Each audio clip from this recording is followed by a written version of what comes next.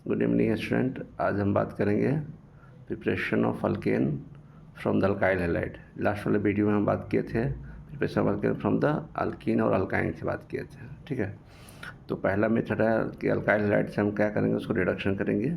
किससे रिडक्शन करेंगे? तो जिंक और HCl से रिडक्शन करेंगे। तो वो रिडक्शन से हाइड्रोजन को हटा के वहाँ पे H रख देगा तो अल्केन बन जाएगा। ठीक है, इसमें कहता है कि जैसे हम अल्काइल हैलाइड तो कुछ भी ले सकते हैं, RCl ले सकते हैं, RBr ले सकते हैं, RI ले सकते हैं, RF ले सकते हैं।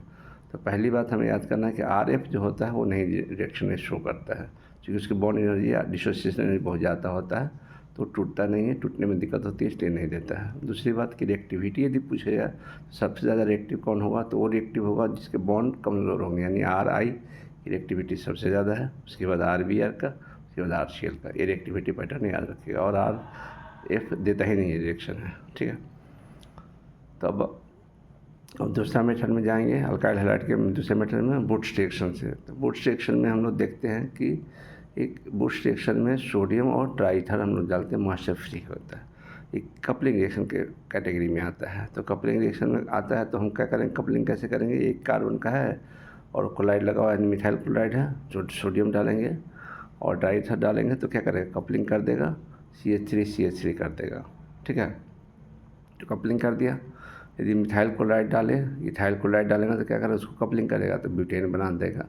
तो ये जनरली सिमेट्रिकल अल्केन के लिए है। ठीक है, अब कहता है कि सिमेट्रिकल अल्केन का है तो ये कौन सा मैकेनिज्म फॉलो करता है? तो फ्री रेडिकल मैकेनिज्म फॉलो करता है। तो यदि ध्यान रखना है, पहली बात कि ये 1 डिग्री और 2 डिग्री के लिए अप्लीकेबल है, कपलिंग करेगा। यदि 3 डिग्री होगा तो जो फ्री रेडिकल मैकेनिज्म है तो फ्री रेडिकल बनेगा 3 डिग्री पे, 3 डिग्री फ्री रेडिकल बनेगा तो उसको कपलिंग करने में दिक्कत होती है।